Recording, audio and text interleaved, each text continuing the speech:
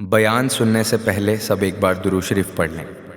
اعوذ باللہ من الشیطان الرجیم،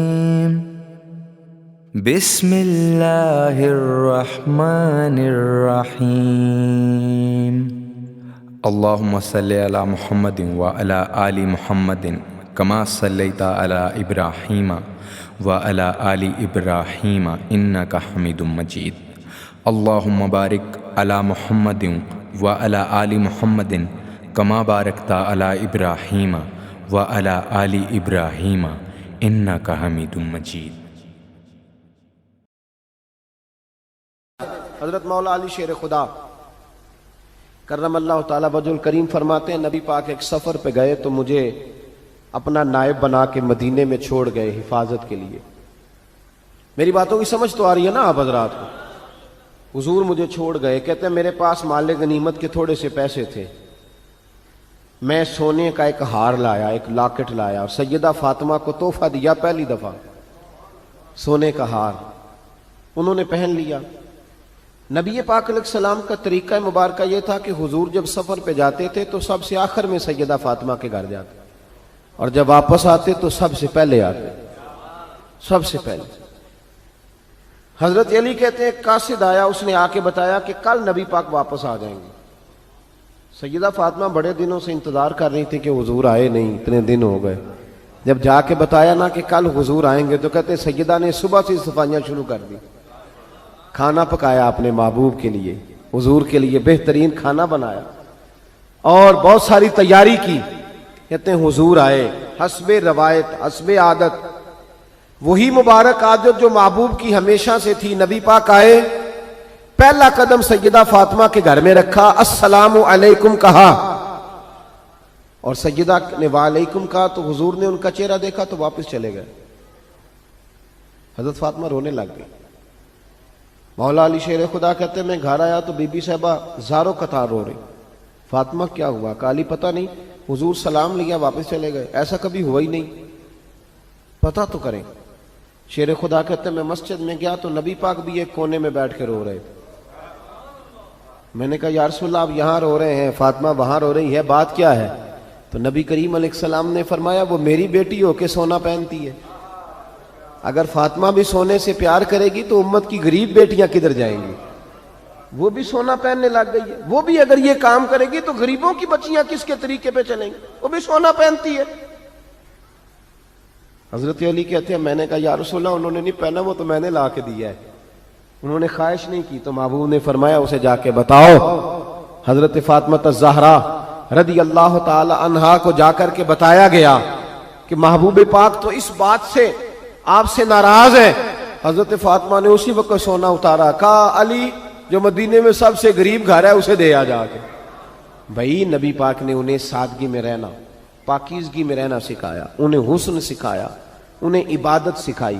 نبی پاک علیہ السلام، یہ تو ساری دنیا بیان کرتی ہے کہ امام حسین نبی پاک کے کندھے پہ بیٹھ جاتے تھے سجدے کے عالم میں تو 72 تسبیحیں حضور پڑھتے تھے۔ پتہ ہے حضور سکھاتے کیا تھے؟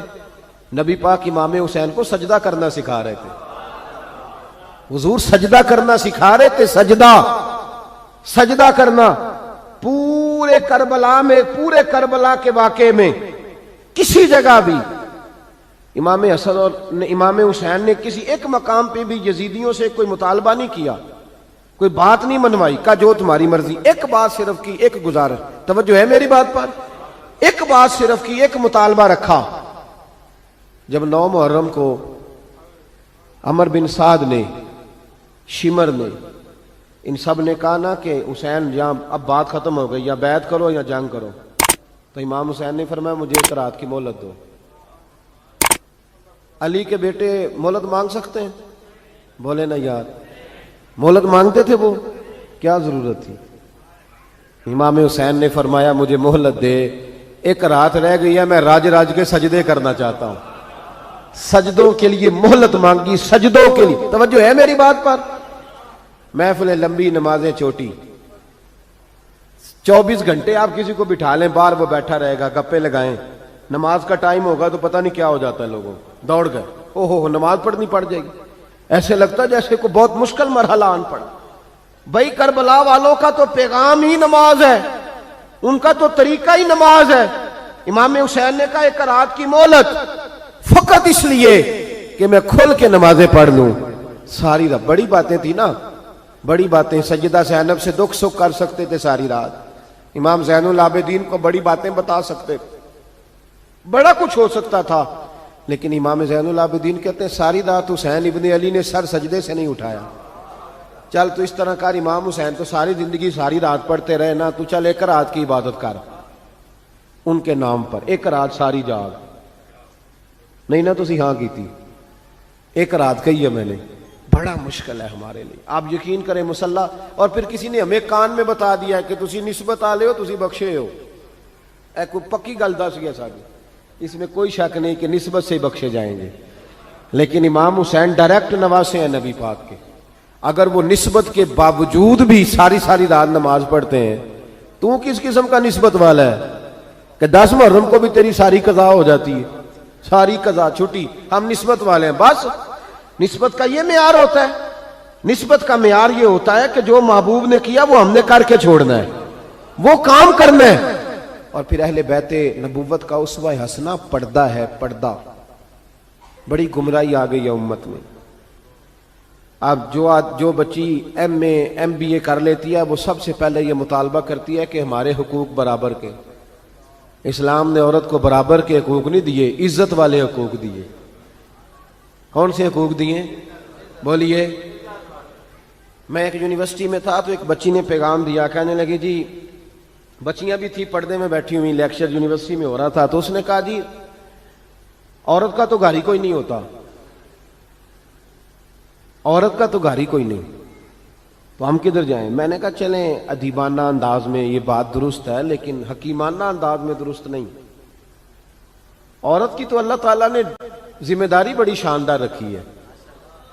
جب تک باپ جوان ہوتا ہے نا، توجہ ہے میری بات پر، جب تک باپ جوان ہوتا ہے تو بیٹی اس کے گھر رہتی ہے، اور جب بچی جوان ہوتی ہے، ابا تھوڑا بوڑھے ہونے لگتا ہے نا، تو اللہ تعالیٰ خامند کی ڈیوٹی لگا دیتا ہے عورت پر، اور جب خامند تھوڑا بوڑھا ہونے لگ جاتا ہے تو بچے جوان ہو جاتے ہیں۔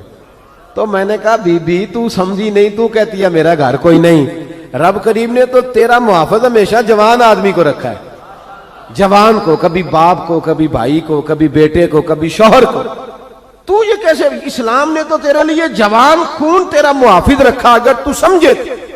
حضرت فاطمہ نے ساری زندگی پردے میں گزاری، ان کا ننگا سر کبھی سورج نے بھی نہیں دیکھا۔ یہاں اللہ خیر کرے دینداروں کی بچیاں پردہ نہیں کرتی، حاجیوں نمازیوں کی بچیاں پردہ نہیں کرتی۔ کپڑے استری نہ ہو تو گھر میں جھگڑا شروع ہوتا ہے، اور بی بی پردہ نہ کرے تو پرواہ کوئی نہیں۔ حضرت عبداللہ بن سہل ایک تابعی بزرگ ہے، نام یاد رکھنا، عبداللہ بن سہل کہتے ہیں سیدہ زینب جب کربلا سے واپس آئیں تو وہ میری پڑوسن تھیں، 15 سال کہتے ہیں میں ان کا پڑوسی رہا ہوں، 15 سال، 15، امام شورانی نے اس کو لکھا ہے، 15 سال میں حضرت زینب کا پڑوسی رہا۔ کبھی ہوتا ہے نا کہ بی بی برقع پہن کے باہر نکل آتی ہے، بازار جانا ہے، دوائی لینی ہے، کوئی کام ہے، کہتے ہیں 15 سال میں پڑوسی رہا، پر میں نے پردوں میں چھپی ہوئی زینب بھی کبھی نہیں دیکھی۔ ہوتا ہے نا برقعے میں بندہ بی بی دیکھ لیتا، میں نے پردے میں چھپی ہوئی بھی بی بی کبھی نہیں دیکھی۔ تو کربلا والوں کا تو طریقہ پردہ ہے، ان کا طریقہ، اب آخری بات سنیں، کربلا والوں کا طریقہ حوصلہ ہے، ہمت ہے۔ ہمارے ہاں نا خودکشیاں عام، جھگڑا عام، لڑائی عام، اس کی وجہ یہ کہ حوصلہ کوئی نہیں، ذرا سی بات کوئی بندہ برداشت کرنے کو تیار۔ اہل بیت کا جو طریقہ ہے نا وہ حوصلہ ہے، وہ صبر ہے، وہ چلے محبت کی بات ہے کر دیتا ہوں۔ ایک بابا جی سے میں نے پوچھا، میں نے کہا جناب صحت کیسی ہے؟ کہ دکھا نہیں وڈیریاں کر چھڑیا۔ میں کہا کنی عمر ہے تہاڈی؟ کہندا میں عمر تے ایویں 76 کو سال ہے۔ تو میں کہا دکھاں تو بغیر بھی ہن تساں وڈیریاں ہی ہونا سی، بس کر دے، دکھوں کو بدنام کیا ہوا بلا وجہ، اب بس کریں۔ وڈیرے ہونا تھا کہ نہیں ہونا تھا؟ تو نہ دکھاں دا لا دیتا ہے۔ ہجوم غم میں بھی توہین نے ضبط غم نہ ہوئی، ہم تو اس احتیاط سے روئے کہ آنکھ نم نہ ہوئی۔ اللہ والے تو مطلب شکوہ کرنا ہر وقت شکوہ، حوصلہ ہی کوئی نہیں، سکون ہی کوئی نہیں، پریشانی بڑی ہے جی، آزمائش بڑی ہے۔ کبھی آپ نے کہیں سنا ہے کہ واقعہ کربلا کے بعد حضرت زینب معاذ اللہ نفسیاتی مریض ہو گئی تھی. امام زین العابدین، سیدہ سکینہ، حضرت صغرا وہ حوصلے میں رہے، متوانا رہے. امام زین العابدین نے اس کے بعد بھی کئی دفعہ پیروں میں بیڑیاں پہنی، کئی دفعہ. سادات کا خاندان چلا. یہ جو داتا علی اجویری نے آ کے آپ کو کلمہ پڑھایا یہ بھی سید زادے ہیں. سیدوں کا قافلہ رکا نہیں، یہ خواجہ اجمیری بھی سید زادے، غوث پاک جیلانی بھی سید زادے. یہ سادات کا سلسلہ چلتا رہا. بار بار آ کے امت کی قیادت کی ان لوگوں نے. جب دیکھیں نا یہاں کسی بندے کا کٹا ہوا ہاتھ پھینکا جائے نا، بلکہ انگلی پھینک دی جائے تو لوگ ڈر کے بھاگ جائیں گے. کسی کا، اپنے کسی کا نہیں، کسی کا. کیونکہ انسان کا وجود کٹ جائے تو دہشت پیدا ہوتی، آپ ڈر کے بھاگ جائیں گے. امام حسین کا کٹا ہوا سر، توجہ ہے میری بات پر؟ ذرا غور کرنا. بندے کا سر کٹ جائے، ہم سنتے ہیں بات پر غور نہیں کرتے.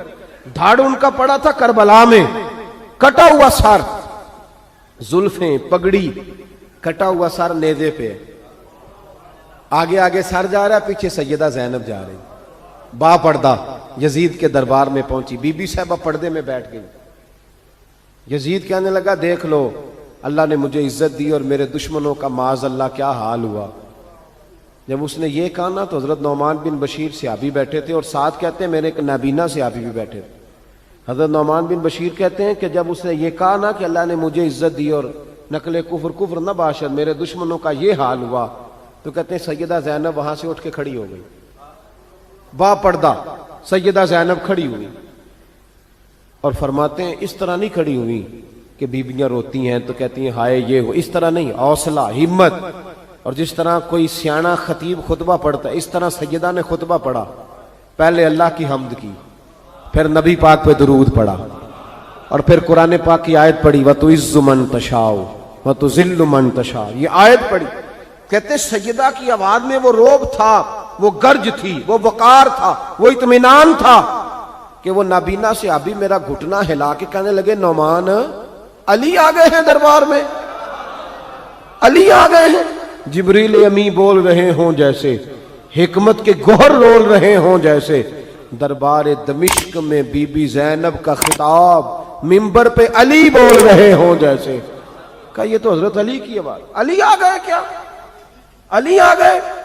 سیدہ زینب فرمانے لگی یزید تیری حکومت ہے تو کہتا ہے کہ اللہ نے تجھے عزت دی، ذرا وقت بدلنے دے، ذکر تیرا بھی ہوگا پر تجھ پر لوگ لعنت برسائیں گے. اور جب میرے حسین کا ذکر ہوگا تو خطیب جمعے کے خطبے میں ذکر کیا کریں گے، خطبوں میں میرے نام. بھائی حوصلہ پیدا کرے زندگی میں. ہمارے اندر حوصلہ نہیں رہا، حوصلہ نہیں، توانائی نہیں. ذرا سی بات پہ ہم بگڑتے ہیں، ناراض ہوتے ہیں. اپنی طبیعتوں کو اکٹھا کریں. پہلا سبق یہ عرض کیا ہے کہ اہل بیت سے پیار کریں، بحث چھوڑ دیں. صحابہ سے پیار کریں اور بحث، نبی پاک کا میلاد منائیں اور بحث کرنی چھوڑ دیں. اور دوسری بات یہ کہ اہل بیت کا طریقہ فقر و فاقہ ہے، ان کا طریقہ سخاوت ہے، ان کا طریقہ پردہ ہے، ان کا طریقہ عبادت ہے، ان کا طریقہ حوصلہ ہے. حوصلہ مند زندگی گزاریں، توانائی والی زندگی گزاریں. بسم اللہ الرحمن الرحیم. اللہم صلی علی محمد وعلی آل محمد کما صلیت علی ابراہیم وعلی آل ابراہیم انک حمید مجید. اللہم بارک علی محمد وعلی آل محمد کما بارکت علی ابراہیم وعلی آل ابراہیم انک حمید مجید.